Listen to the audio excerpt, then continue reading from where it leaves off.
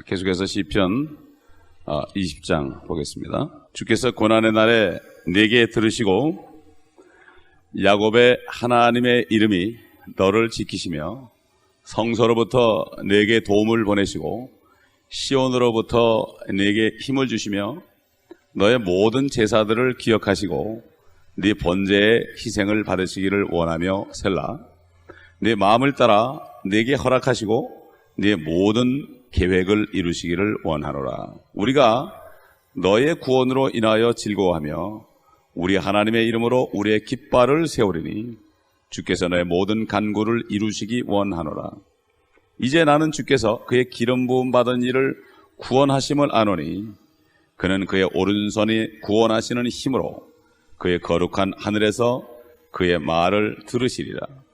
어떤 이들은 병거들을 의지하고 어떤 이들은 말들을 의지하나 우리는 주 우리 하나님의 이름을 기억하리로다.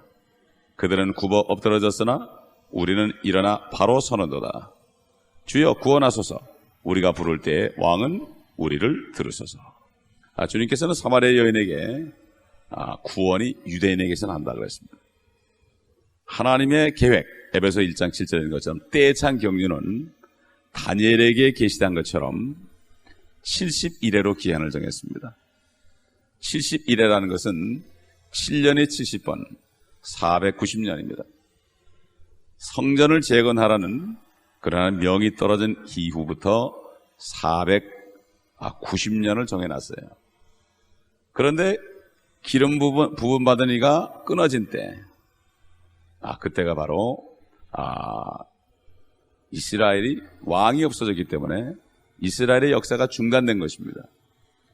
그래서 그때가 바로 다니엘에게 예언한 그 성전 재건을 시작한 그때로부터 483년 만에 주님께서 십자가에서 죽으셨습니다.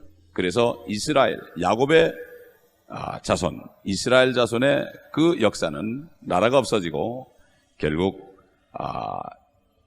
2000여 년을 지금까지 흘러온 거죠. 1948년에 독립을 했습니다.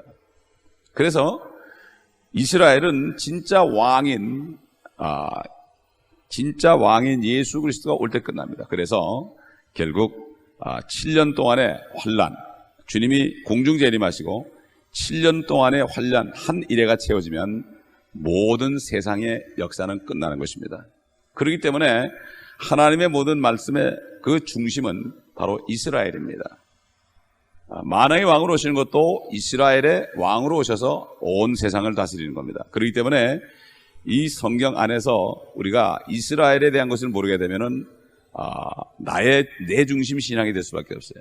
그러나 이스라엘 유대 민족 안에서 우리 이방인들을 구원하셨죠. 바로 우리 주님도 유대인으로 오셨습니다. 그렇기 때문에 물론 우리하고도 연관이 되지만 더 중요한 것은 하나님의 경륜을 우리가 알고 하나님의 그 예언의 말씀이 참 끝나는 것이 언젠가를 아는 것이 굉장히 중요하죠. 그렇기 때문에 이 말씀도 이 성령께서 다윗을 통해서 주님이 재림할 때 대한 내용을 여기에 미리 말하게 한 거예요. 그래서 고난의 때다.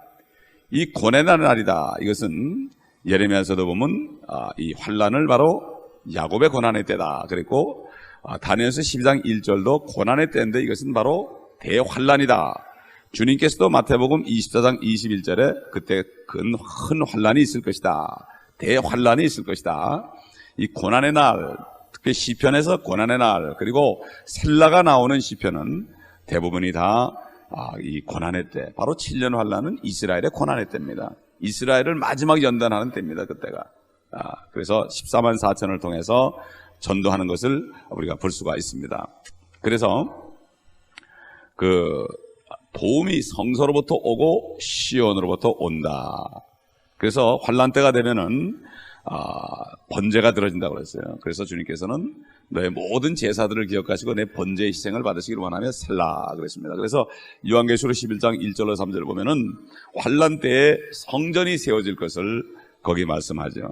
보면 또 내게 지팡이 같은 갈대를 주며 그 천사가 서서 말하기를 일어나서 하나님의 성전과 제단과 그 안에서 경배하는 자들을 측량하라. 그러나 성전 밖에 있는 뜰을 남겨두고 측량하지 말라. 이는 그것을 이방인들에게 주었으며 그들이 42달 동안 그 거룩한 도성을 짓밟을 것이기 때문이라. 이렇게 말씀했습니다. 요한계시록 11장 1절로 2절에.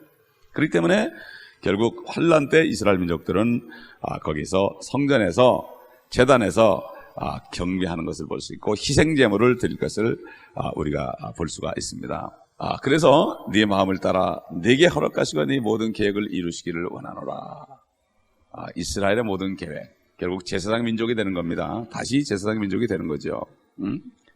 그래서 여기 보게 되면은 5절 보게 되면은 우리가 너의 구원으로 인하여 즐거워하며 우리 하나님의 이름으로 우리의 깃발을 세우리니 주께서 내 모든 간구를 이루시기를 원하노라. 다시 우리가 나옵니다. 이것은 뭔가 하면은 이제 때가 되면은 모든 이방 민족들이 이스라엘을 우러러보고 우리가 너의 구원으로 인하여 즐거워하며 이스라엘이 드디어 구원받는구나 즐거워하며 우리 하나님의 이름으로 우리의 깃발을 세울 것이다.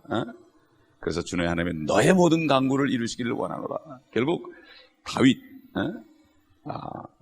다윗의 위를 영원히 경고하게 한다고 그랬죠. 하나님께서 다윗의 위를 영원히 경고한다고 했어요. 다윗도 내려와서 에스겔 34장인가 보게 되면 다윗도 37장인가 보면 다윗도 이 땅에 내려와서 왕이 될 것이다. 이렇게 성경은 예언하고 있는 것을 볼 수가 있습니다. 그래서 신명기 32장 43절에 보면은 나중에 이방 민족들이 어떻게 할 것인가 거기에 대해서 여기 나오는데 이렇게 얘기했습니다. 오 너희 민족들아 주의 백성과 함께 즐거워하라. 이는 주께서 자기 종들의 피를 갚으실 것이요 재림하신 거죠. 주의 대적들에게 복수하실 것이나 자기 땅과 자기 백성에게는 자비를 베푸실 것이나. 이 신명기에 나오는 이 32장 43절의 예언의 말씀이 주님이 재림하실 때 그때 이루어질 것을 여기 얘기하고 있습니다. 기름 부음 받으니 이것은 개인적으로 다윗을 얘기할 수가 있고 최종적으로는 기름 받은 이가 그리스도 예수 그리스도를 얘기하죠. 그래서 결국 이제 저 그리스도는 이스라엘에 대한 마지막 공격을 위해서 자기 병력을 모을 것이라고 스가랴서 14장 1절로 6절에 나오죠. 요엘서 3장 11절에 나오죠. 그런 말씀이 나오죠. 그래서 요한계시록 19장 20절 아마겟돈에서 그들은 굽어 엎드려지게 되죠. 8절에 보면은 그들은 굽어 엎드려졌으나 그랬습니다. 우리는 일어나 바로 서는도다. 우리 하나님, 우리 유대인들, 이스라엘 민족은 일어서는도다. 7절에 어떤 이들은 병거를, 어떤 이들은 말들을 의지하나 우리는 주 우리 하나님의 이름을 기억하리로다. 하늘에 계신 우리 아버지여, 하나님께서 주님께서는 이스라엘 민족에게 우리 아버지여 이렇게 부르라고 그랬죠. 그러나 우리는 성령 안에서 내 아버지, 아버지라 부를 수 있다고 그랬습니다. 물론 유대인도 성령으로 거듭난 사람은 똑같습니다. 그래서 그리스도의 복음도 첫째는 유대인에게요, 둘째는 헬라인에게라고 그랬습니다. 모든 게 첫째가 유대인이에요. 그만큼 그들은 고통을 당했고 고통을 당하고 있습니다. 하나님의 선민으로서 자격을 갖추기 하기 위해서 계속 지금까지 수천 년 동안을 그들은 용광로에서 단련되는 금처럼 7번 단련돼요. 참 말씀처럼 욥이 얘기한 것처럼 내가 연단을 받은 후에 정금같이 되리란 것처럼 바로 욥은 바로 이스라엘을 대표하고, 물론 요즘에 그리스도인들도 마찬가지로 얘기할 수 있습니다. 그래서 결국 그때 되면 모든 이방 민족, 적그리스도에 있는 모든 그 군대들은 다 무너져 버리고 주님의 선민들이 일어나고 하나님의 자녀들이 일어날 것을 얘기합니다. 그 9절 보면 주여 구원하소서, 우리가 부를 때 왕은 우리를 들으소서. 여기서 첫째 왕은 유대인의 왕입니다. 네가 유대인의 왕이냐? 그러니까 그렇다고 그랬습니다. 그래서 주님이 죽으셨을 때 십자가 위에 유대인의 왕이라고 헬라어, 히브리어, 라틴어 세 가지 언어, 모든 민족의 언어로 기억했고 적어놨는데, 이스라엘 민족이 거기 자칭이라고 쓰라고 그러니까 유대인들이 빌라도에게 자칭이라고 쓰라고 그러니까 나는 쓸 것을 썼다고 그랬습니다. 하나님께서 시킨 거죠. 오늘날도 우리 그리스도인들은 이 유대인들처럼 이런 기도를 할 수가 있습니다. 1절에 주께서 내게 들으시고 나를 지키시기를 기도할 수 있습니다. 똑같습니다. 우리는 참 하나님의 자녀가 됐기 때문에 이 기도는 물론 할 수 있어요. 우리는 환난 때 하는 기도가 아니라 지금 이 기도를 할 수 있습니다. 이 본문의 기도는 환난 때 이스라엘 민족이 하는 기도죠. 구원해달라고 기도하는 겁니다. 그러나 우리는 지금 주님 내게 들으시고 나를 지켜주시옵소서, 이런 기도를 할 수 있고 또 해야 됩니다. 또 2절에 주께서 내게 힘을 주시고 도움을 주옵소서 하는 기도. 주님이 내게 힘을 달라. 주님이 내게 힘을 달라. 이스라엘 민족은 성서로부터 시온으로부터 힘을 주지만 그러나 우리는 지금 바로 우리 안에 계신 주님이 힘을 주셔야 된다. 그래서 사도 바울은 능력 주시는 그리스도를 통하여 내가 모든 것을 할 수 있다. 그 능력이 무엇이냐? 능력이 무엇인가에 대해서 사도 바울은 나는 비천에 처할 줄도 알고 나는 참 가난에 처할 줄도 알고 모든 환경에 다 처할 줄 안다. 바울이 그렇게 얘기했습니다. 그렇기 때문에 결국은 능력이라는 것은 이 세상을 이기는 능력이죠. 무슨 뭐 기적을 베푸는 능력이 아니라 아무리 어려워도 내가 복음을 전할 수 있는 그런 능력. 보통 사람들은 그냥 조금 어려움만 오면 그냥 다 팽개치고 그러죠. 복음 전하는 것도 팽개치고 그러는데 진짜 능력은 모든 것을 할 수 있는 겁니다. 그래서 주님께서 승천하시기 전에 성령이 너에게 임하시면 능력을 받으리니 너희가 예루살렘과 온 유대와 사마리아와 땅끝까지 이르러 내게 증인이 될 것이다 그러십니다. 능력을 받아야만 증인이 되는 거죠. 능력 없이는 안 되는 거예요. 능력이라는 게 몇 개 아니에요. 그리스도를 증거하는 게 힘의 능력이에요. 근데 그 어렵죠. 사탄이 공격합니다. 자기 자식을 뺏어가기 때문에 공격하니만 그러기 때문에 우리는 기도를 통해서 주께서 힘을 주시는 그 능력을 받아서 성령 충만을 받아서 어떤 어려움이 와도 눈 하나 깜짝하지 않고 일을 할 수 있는 거죠. 그래서 어떤 일반 목사님은 자기 부인이 자기 눈에서 보는 앞에서 강간을 당하고 두 자녀들이 죽임을 당하는데도 그걸 보면서도 장사 지내고 바로 복음을 전하러 갔다고 그래요. 이게 바로 능력이에요. 이게. 예? 보통 사람 같은 다 팽개치고 원망하겠죠. 또 한국의 어떤 목사님은 부흥사가 건물을 짓다가 돈이 모자라 가지고 빚쟁이들이 오니까 하나님께 원망하면서 나 다 때리치겠다고 그랬대요. 이 능력이 아니죠. 능력이 무슨 다니면서 막 기도해주고 능력이 아니라 능력은 내가 하나님의 능력을 받아서 성령 충만을 통해서 어떤 일이 와도 모든 것을 이길 수 있는 거예요. 이건 기도를 통한 금식을 통해서 안 돼. 우리 성도들에게 이걸 기도를 해야 되는데 기도해서 능력이 와야 되는데 그걸 안 하니까 삶 속에서 패배를 당하고 고통을 당하는 겁니다. 우리가 오늘 성도들을 위해서 중보기 돼야 됩니다. 저들이 기도해야 되는 것을 알아야 되는 거예요.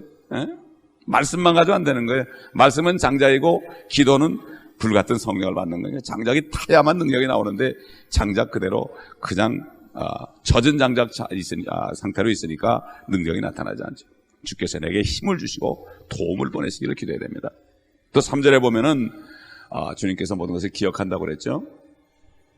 주께서 나를 기억하시고 받아주옵소서. 나를 기억해 주옵소서. 그리고 주께서 내게 응답하시고 내 요청을 이루어 주옵소서. 이렇게 4절에 있는 것처럼 주님께서 모든 계획을 이루어준다고 그랬잖아요. 내가 구하는 것을 다 이루어 주옵소서. 우리는 이렇게 기도할 수 있어요. 예수 그리스도의 이름으로. 지금 세상 사람들은 병거나 말들, 옛날 구약시대 또 환란 때 그렇게 되겠죠. 에스겔 38장에 봐도 그 기병대들이 위에서 내려온다고 그랬습니다. 북쪽에서.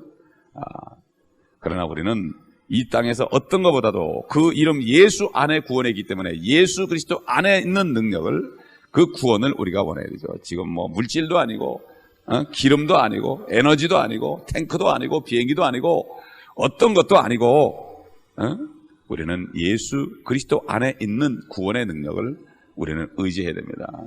전쟁은 하나님께 속한다고 그랬죠. 그렇기 때문에 우리는 찬송해야죠. 사도 바울과 실라가 두드려 맞고 피투성이 돼가지고 깊은 감옥에 갇혔을 때 기도하며 찬송할 때 지진이 일어나고 착고가 풀리는 역사가 일어났습니다.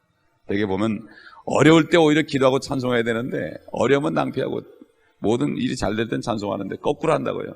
그러나 우리는 어둠 후에 빛이 오는 것을 알고 어둠 후에 빛이 오지요. 그렇기 때문에 어두울 때 우리가 기도하며 찬송할 때 주의 능력이 나타납니다. 착고가 풀어지는 거예요.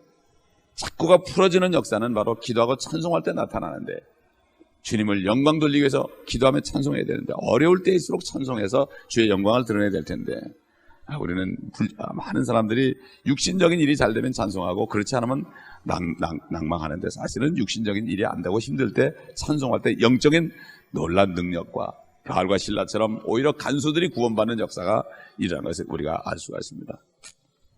우리가 부를 때 왕은 우리를 들어서서 주님 우리의 기도를 들어서서 주님과 우리 사이에는 어떤 사람도 존재할 수 없어요. 누구도 중보할 수 없어요. 마리아도 중보할 수 없어요.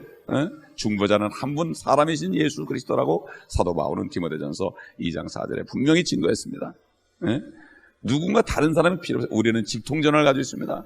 예수 그리스도 이름이라는 그 패스워드만 되게, 암호만 되게 되면은 직통으로 하나님의 귀에 들어가게 되고 결국은 때가 되면 응답하는 거. 이건 우리 이런 특권을 가졌습니다. 셀룰라폰만 가져도 선이 없어도 다 통할 수 있는데 하물며 전능하신 하나님께서 우리가 입을 열 때 왜 안 들어주겠습니까? 너희가 받지 못하는 것은 구하지 못하기 때문이요. 야고보가 분명히 이렇게 증거했죠. 구하면 된다. 그러나 구하지 못하는 것은 믿음이 없다 그러죠. 주님께서 내가 이 땅에 올 때, 세상에 다시 올 때 내가 믿음을 보겠느냐. 불의한 재판관을 기억하고 과부를 기억하라고. 택하신 자들의 원한을 속히 갚아주지 않겠느냐. 믿음이 없으니까. 내 생각이 될 것 같으면 기도하고 안 될 것 같으면 기도 안 하죠. 그건 기도가 아니라 내 신념이지 믿음이 아닙니다. 신념은 내 생각이고 믿음은 하나님의 생각이요. 하나님의 생각은 하나님의 말씀에 있습니다. 말씀을 그대로 믿고 구할 때 이루어지는데 결국 사탄이가 믿음을 뺏어가서 환경을 통하여 믿음을 뺏어가서 기도 못하게 하는 게 사탄의 엄청난 술책이죠. 여기 속으면 안 되는데 많은 사람들이 속고 있습니다. 사도 바울은 그리스도의 형상이 너희 안에 이룰 때까지 내가 다시 한번 산고를 치른다고 그랬습니다. 우리 교회 성도들이 다시 기도해서 성령 충만을 받아야 될 것입니다. 오늘도 이런 기도를 아침에 드리십시다. 아버지 하나님, 이 아침에도 다시 한번 하나님께 기도합니다.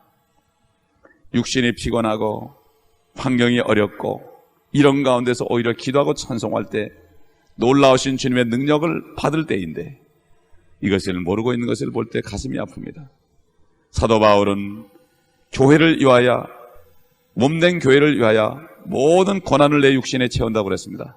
아버지 하나님, 이 교회에 속한 지체들 깨닫고 기도하며 찬송하며 능력으로 시작하는 하루하루를 살아갈 수 있도록 도와주시옵소서. 사도 요한이 말한 것처럼 세상을 이긴 이김은 이것이니 우리의 믿음이라고 그랬습니다.